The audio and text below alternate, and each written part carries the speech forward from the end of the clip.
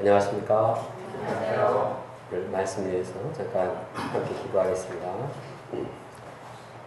사랑이신 하나님 아버지, 주님께서 이 시간 저희들과 함께 하시며 사랑의 음성으로 부르심을 인하여 감사합니다. 2000년 전 하나님의 아들 예수님을 이 땅에 보내주셔서 모든 죄인들을 부르시고 우리의 인생을 새롭게 하셨듯이 지금도 동일한 사랑으로 우리와 함께 하시고 한결같은 사랑으로 저희들을 새롭게 하고자 하심을 인하여 감사합니다. 저희가 주님의 이 음성을 덧입기를 원합니다. 또 주님의 음성을 깊이 영접함으로 저희가 심령을 새롭게 하고 주님께 영광을 돌리며 주님 위하여서 살아가는 자들 되게 도와주셔서 하나님 아버지, 또 세계 각국에서 이제 수고하시는 성교사님들 지켜주시고 이들이 죄인을 부르신 예수님을 깊이 영접하고 이제 죄인을 불러 이제 주님께 인도하는 귀한 역사에 쓰임 받으시도록 도와주시고 모든 힘과 위로를 허락하셔서 세계 만민들을 주님께로 인도하시도록 은혜를 베풀어 주시옵소서. 성령께서 저들과 동행하시고 이 시간 말씀을 통해서 은혜를 베풀어 주시옵소서. 예수님의 이름으로 기도합니다. 아멘. 맥스 루카이도의 예수님처럼 Just Like Jesus라는 책에 보면 다음과 같은 이야기가 있습니다. 자기 딸이 있었는데 그 딸과 함께 공원 아파트 앞에 있는 공원에 갔습니다. 거기서 모래밭에서 놀고 있는데 아이스크림 장사가 와서 이제 아이스크림을 이제 사는 동안에 딸이 혼자 놀았습니다.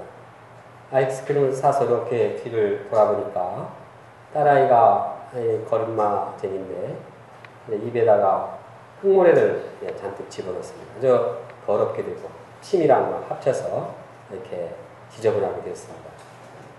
이를 보고 아빠가 그를 사랑했을까요? 당연히 그를 사랑했습니다. 또 그를 딸 자격이 있다고 생각했을까요? 맞는 말씀입니다. 그가 좀 지저분해졌다고 해서 너는 내 딸 아니라고 하지 않았습니다. 그 사랑한다고 해서 또 가만히 두었을까요? 그의 사랑을 그대로 인정하지만 그를 가만히 두지 않고 그를 어떻게든지 깨끗게 해주고자 수도가로 데려갔습니다. 그것은 그를 사랑하기 때문에 그를 가만히 둘 수 없기 때문에 한 일입니다. 이 예화는 예수님의 죄인에 대한 사랑이 어떠한가를 보여주고 있습니다. 예수님은 우리 자녀들, 우리 사랑하는 자들을 사랑하시고 그 마음에 죄가 있더라 하더라도 더러운 죄가 있다 하더라도 이제 그 인격 자체를 귀하게 여기시고 사랑하시는 분입니다. 또한 그 더러운 죄를 보고서 가만히 있지 못합니다. 그리고 그들을 불러서 그를 데리고 와서 그들의 죄를 깨끗게 씻어주고자 하시는 분입니다. 오늘 본문을 통해서 죄인을 불러오신 예수님을 함께 영접하고자 합니다. 그리고 우리가 지금도 우리를 사랑하고 부르시는 그 예수님의 음성을 마음 깊이 영접하기를 원합니다.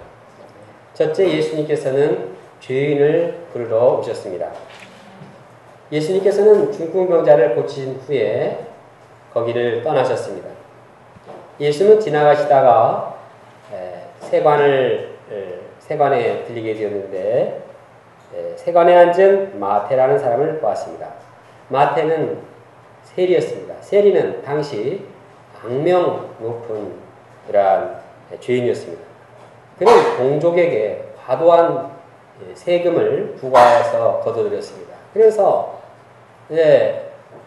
일정한 분량만 일정한 금액만 로마에게 바치고 나머지는 아주 착복을 했습니다.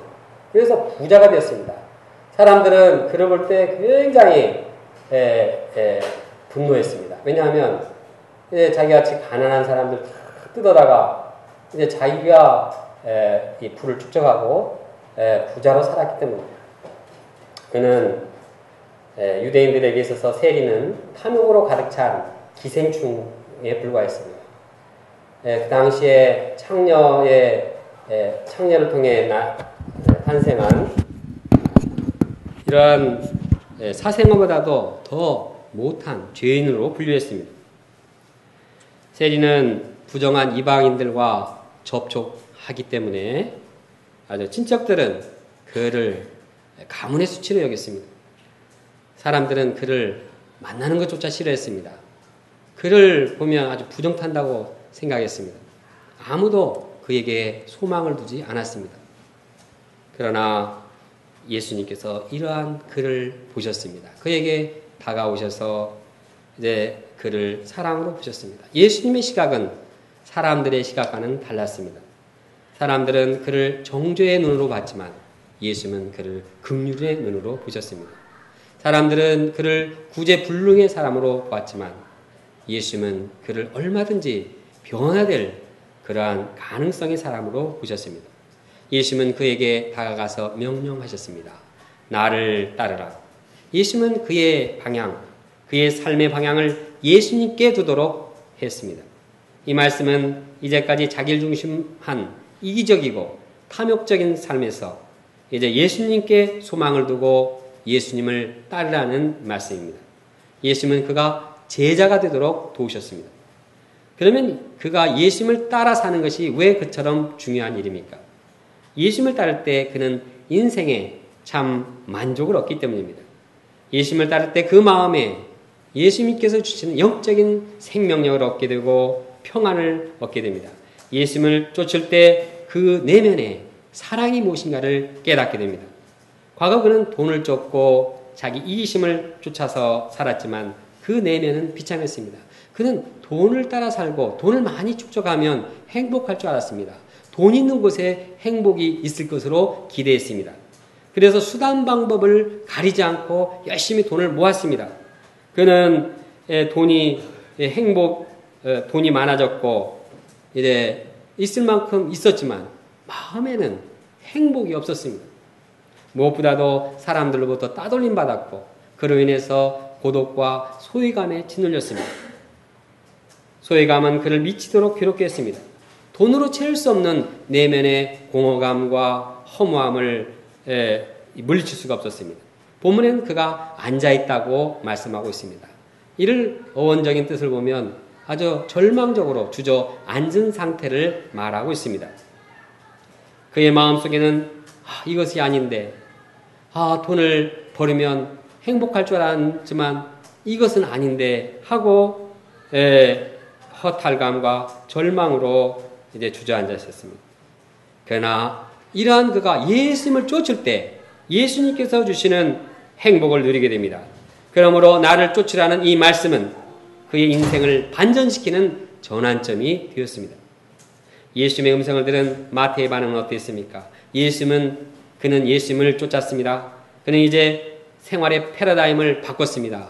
이제 돈에서, 이제 이기심에서 이제는 예수님을 따른 삶을 살게 되었습니다. 그가 예수님을 쫓았을 때 그 마음에 천국이 맺습니다. 예수님께서 함께 하실 때 그 심령이 소망이 넘치게 되었습니다. 영적인 생명력과 평안이 함께 하게 되었습니다. 그는 예수님의 은혜와 사랑의 세계로 들어갔습니다.